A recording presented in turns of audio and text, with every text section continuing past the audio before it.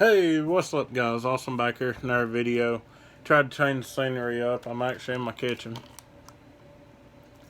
Due to my room being a mess. But anyway, get into today's video. But me and Ethan, we stayed up all night Sunday night and end up Monday, got up. Well, we didn't really get up, we just got dressed, met one another, and we hauled to Cumberland. Once again, 2 Mondays in a row. Sea land bound. So, we got up earlier, left earlier than we did before looking for a topwater bite because we was both talking about that topwater bite. How we wish we'd have had more of it, how we felt like we could have caught some Kentuckys with that topwater bite. Well, we ran into a big bunch of fog. So, end up, I done it, ladies and gentlemen. We stopped at a tackle store. I'm just going to show y'all.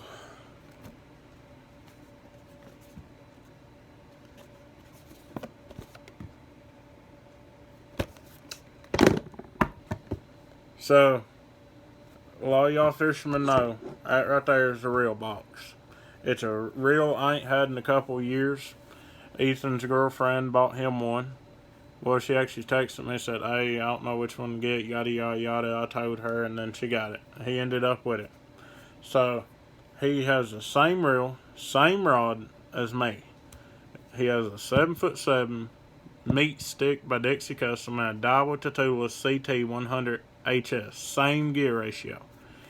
So, end up, that went on my tour rod for now. It's getting ready to go on my Dixie rod. But this here, it's just going to be a backup reel, or if I buy a new rod and I ain't got a reel for it, I'm just going to slap this on it, see how I like the rod.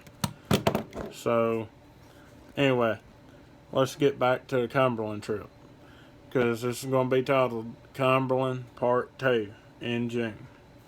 Something like that. But anyway, half fog delay, stayed an hour and a half in that tackle store. They didn't rush us, great people. Big shout out to Cumberland Pro Bass in Bronxton.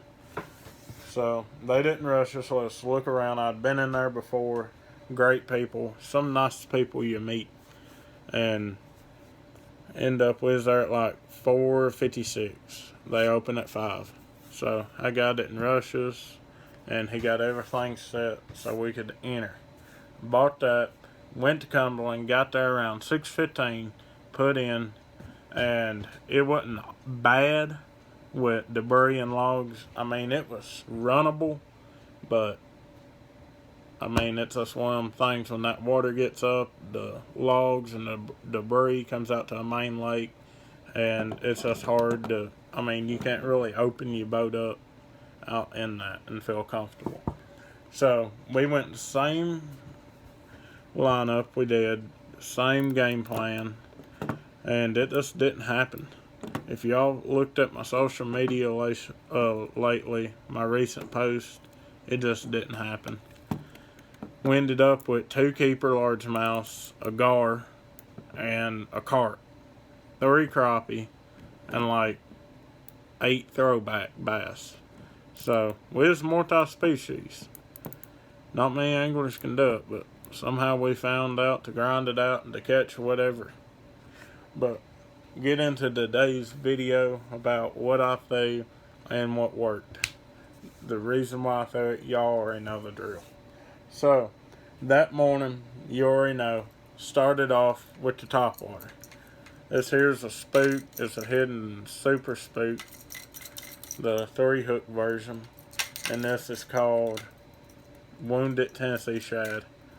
And it is a pretty decent color. Not a lot of people throw it. But I ended up, I had one bite on it. Caught him. He was a throwback. But I got a mountain of tackle here. And I'm going to show you everything I threw and tell you what worked. So, get into a little topwater box.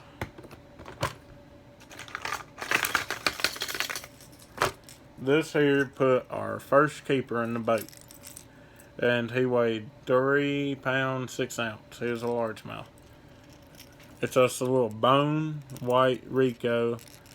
I colored the lip, and I don't know how well you can see it. I had little red gills that's faded out, and I actually make them treble hooks. They don't look the best, but I use them. And I caught him on my KVD tour rod on my Daiwa Tatula 100 XS 8:1 ratio, and that's when I just put 12-pound line on here. Ethan's just like, what size line you throwing on your top water? I'm just like 20, and he's just like, whoa. So I bumped it down to 12, and I got pretty good results. So that's what it was on, and that was off of Cumberland Point. And really, I seen something jump over here by a buoy, so I'm just looking, and then I'm just like, where'd my Rico go? And at that time, I was right behind a log. So I'm just like, I don't see my Rico, and I stand up, and I'm just like, one's got it. I reel down and set the hook, and it was that.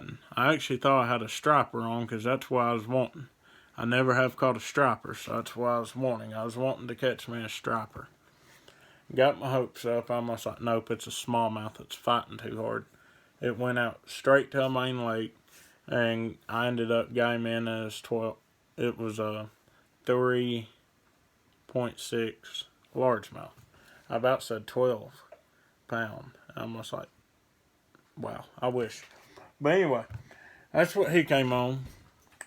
The other video of Cumberland, I told y'all I should have jerkbait on for a shad I found. Had jerkbait on, fished the jerkbait, didn't catch a thing. And we'd been getting a lot of rain here in Kentucky, so I figured it'd be muddy. So that's why I went with a white Chester Wooten half-ounce spinnerbait with a single Colorado on it, because it provides a lot of thump. Instead of them willow-leaf going like that, this is going to thump, thump, thump, thump. Didn't get a fish on that, which was shocking. The other Cumberland video, I threw this, caught one, didn't catch a thing on it. I'm not spending a lot of time on the ones I didn't catch nothing on. That I did. This here, I told y'all we caught one flipping in the other video, and we actually caught one flipping in Monday. Well, Monday. But not in Monday, but on Monday. I keep forgetting. I fell asleep last night. Y'all are going to be seeing this Tuesday at about 11 o'clock, probably. But I tried a Tequila Sunrise Power Worm. That didn't work. I got like 2 hits on it. It was just my fault. Too late a hook set. Or I'd have them on and they get off. But I switched it up 4 different times. I switched between that, brush hog, a rage crawl, well, a baby rage crawl, and a Guggenbait bandito bug. And I got absolutely thumped on that bandito bug. He was a good quality fish. He would have kept. But Ethan caught one flipping a half-ounce weight on that meat stick and a D-bomb. It was like candy grass, I think, or something like that. It was like green pumpkin purple. And before y'all start roasting me in the comments for giving away my buddy's secret, I got his permission to talk about the setups. So he had 20-pound monofilament line, Berkeley big game, I believe, 7'7" heavy meat stick, and that Daiwa Tatula CT100HS. That is a 7:3-to-1 ratio, if y'all did not know. Alright, so I threw around this jig. Actually, I didn't even throw this jig, because Ethan was throwing jigs and he wasn't having no luck. So I didn't even pick this up. He didn't catch a thing on the jig, by the way. Let's see here. Here's another one here. That didn't do no good. Uh-oh. We got more tangles. Come over here. Well, okay. I'm glad that wasn't my eye. But I kind of got out of my comfort zone there for a bit early that morning. Because them shad would come up and go right back down. And I'd heard a lot about this bait for the past 3 years. That if I wasn't throwing it, I ought to be. So I had one in my box. And I threw it. I threw it probably 15 times that morning, and I still threw it throughout the day. This here's a jackal riser. And if y'all don't know, you can look up videos. This thing is the most craziest bait I've ever seen. I was throwing it on my Berkeley lightning rod, 7 foot, loose speed spin on 4-pound line. This here, you're going to be like, Austin, what is that bait? Well, I'm getting ready to tell y'all. By crazy, I mean flat out crazy. This bait, you fire it out there and it sinks. Well, you start reeling or twitching it and it come up and it walk like a dying shad. You stop it and it sink. So basically, it's just a bait that rises and walks. It's crazy. You do have to have light line because it's such a light bait. But anyway, we got 3 rods left and we got some tackle. 7'6" Dixie Custom, medium light, Stratic, 4-pound, and Vizex. I threw this around and I don't even think I got hit. My swim bait, I don't know, I ain't caught a swim bait fish this year, and I just don't know how to get one to bite. I give up. But I'm still going to be throwing that thing. I love a swim bait. So, let's get into this one here. I thought I bought a defective reel. I never have had a problem with a dial with the Tula reel in my life. Well, I had back up to a tackle shop. Well, I had some copolymer line by P-Line. It's that CXX copolymer or whatever it is. And I'm just like, do y'all do line spools here? And he's just like, yeah, what do you want on it? I said, well, what do you have? He named off a bunch of stuff, and I told him, slap me 14 on here. I thought I filled mine up to a brim. He filled it up where I thought for sure it was something wrong with my reel. It was going and every time I'd reel. And I thought for sure it was my gears or my bearings in this reel.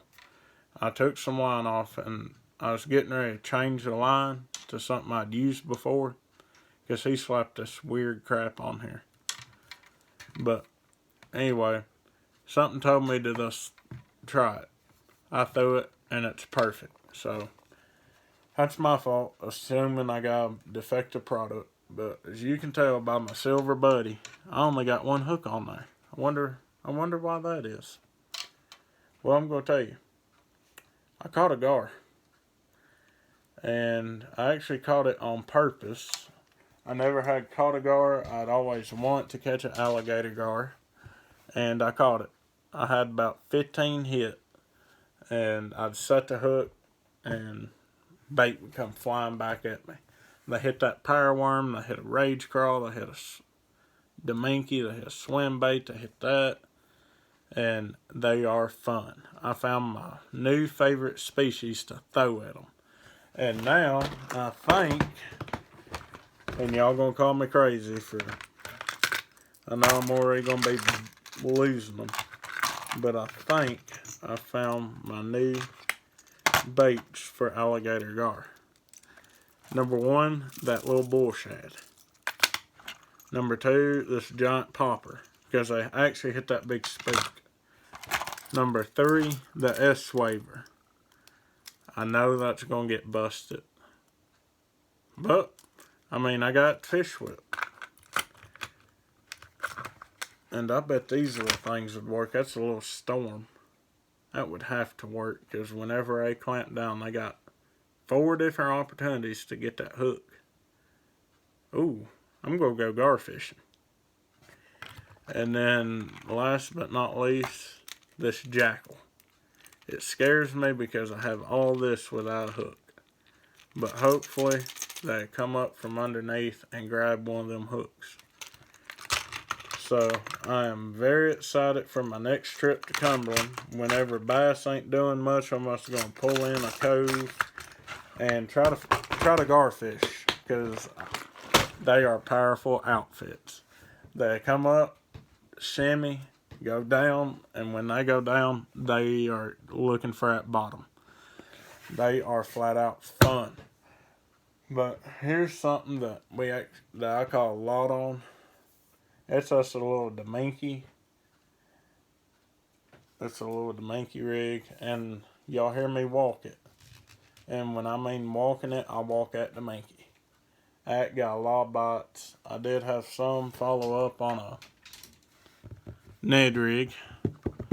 So Ned rig, walking a Deminky, caught one flipping. I think that's about it. Other than the Rico. So, talk about some Ned rig heads here.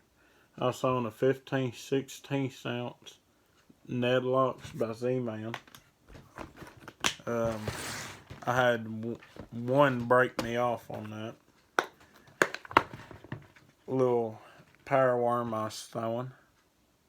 Tequila Sunrise. It and Red Shad looks a lot alike. So, that was that.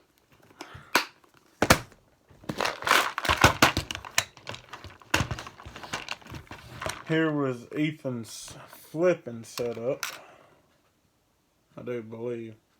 He had it pegged with a Bass Pro bobber stopper, a 1/2 ounce, that's a bullet weight. And it was either a 3/0 or it was a 6/0 EWG.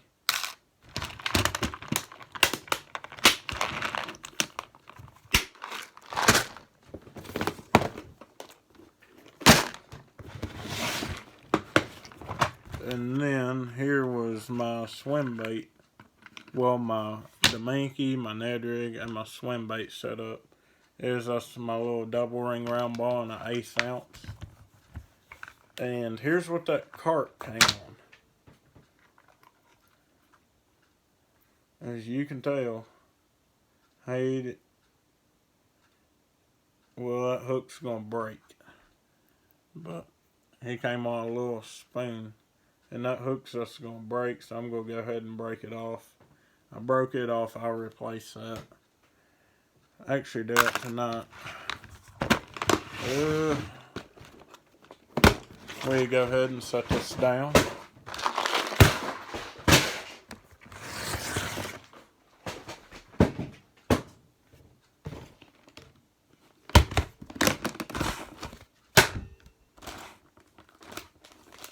The Deminky I was walking was PB Silver.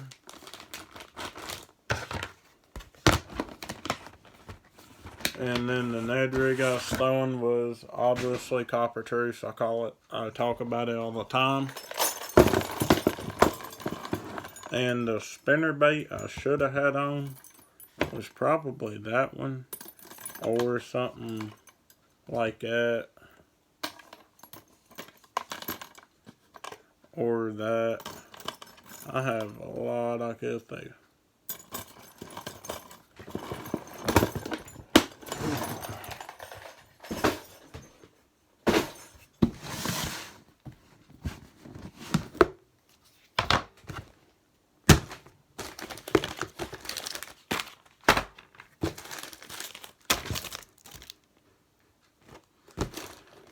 The flipping setups I was throwing. Ethan threw that green pumpkin. I think, yeah, them are mine. He had a PB&J Rage Crawl on the back of his jig. And I flipped that summer crawl color. I flipped this green pumpkin bandito. And then that worm, obviously, I told you about.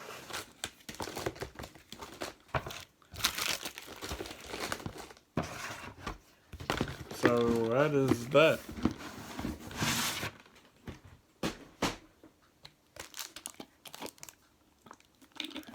So, what a way to break in a new rod and somewhat of a new reel and somewhat of a brand new rod. This rod, I had one and I broke it. That rod was actually gave to me. And one of my buddies, he's selling two of his, so I ended up buying one. I kind of went over it, I think. But this here is actually a unique rod. As you can tell, them handles is already whittled down. And that's something I guess you seen in the older days. I don't know, I ain't familiar with it. I'm only 19. But it's a great feeling rod. And then right here's that reel. And it, yeah, you can see a spider a little bit right there.